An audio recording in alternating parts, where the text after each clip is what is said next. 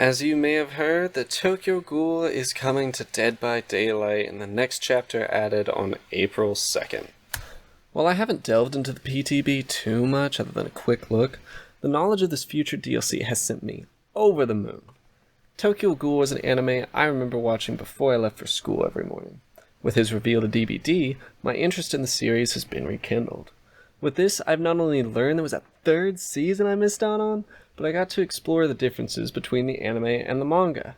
After this, I went to YouTube and got to see an in-depth analysis of certain scenes, characters, and the general writing of the story. Something I will never forget in my new journey with Tokyo Ghoul is it being called a vampire anime. This really hit home for me as I am obsessed with vampire anime. I love any story that incorporates some element of blood or monster consumption. And this recent self-realization is what got me really thinking about what makes classic monsters different from each other. And mostly, I am interested in their appetites. Even with all there is to look forward to, I'm not looking forward to April 4th. Pinhead will be leaving Dead by Daylight, making him inaccessible to new players and changing the identity of his perks. I love playing as Pinhead.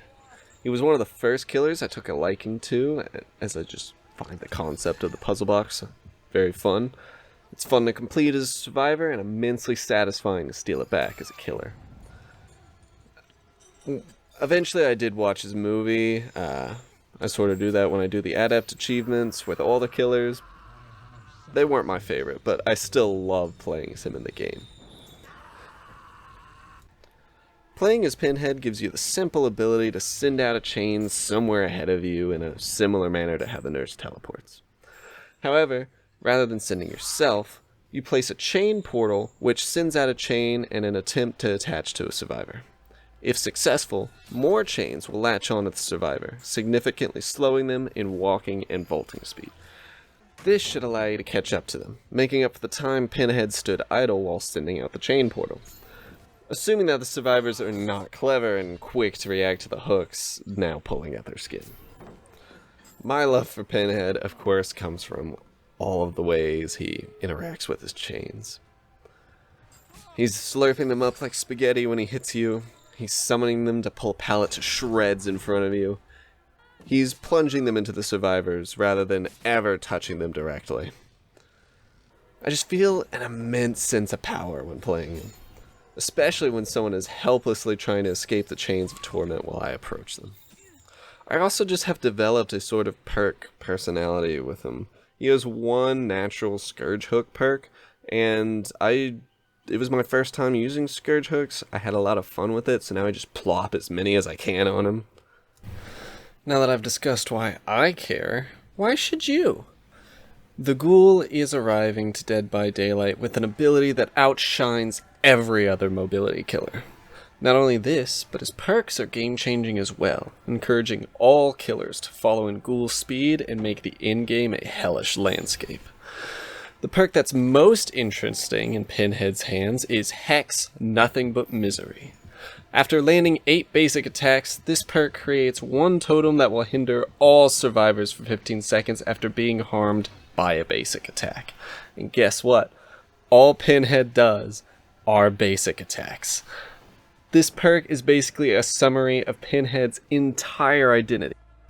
With this perk, there is no escape from being hindered. You stab a survivor with chains, they are slowed. You hit them with a basic attack. They get a quick burst of speed, but then they are slowed again as soon as the burst ends, allowing you to catch up with them without even having to take aim.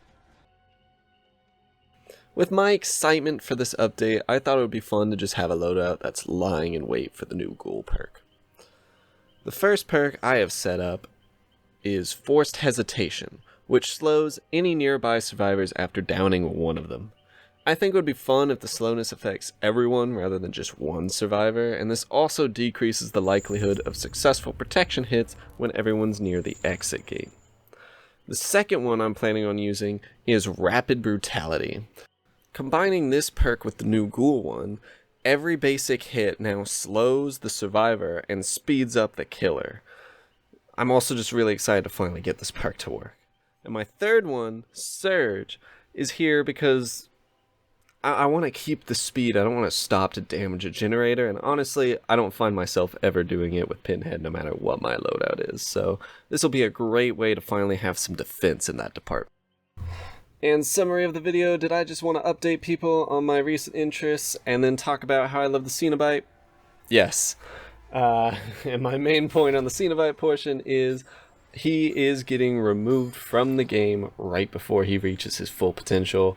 If you want to experience it, go get it. I think he's a lot of fun. Whenever someone, starts playing with the puzzle box, I love it. It feels like a duel every time, whether they're ready or not. It's always a blast with him. Again, just powerful feeling. Go get him before he's gone. Have fun with him. I know I will be.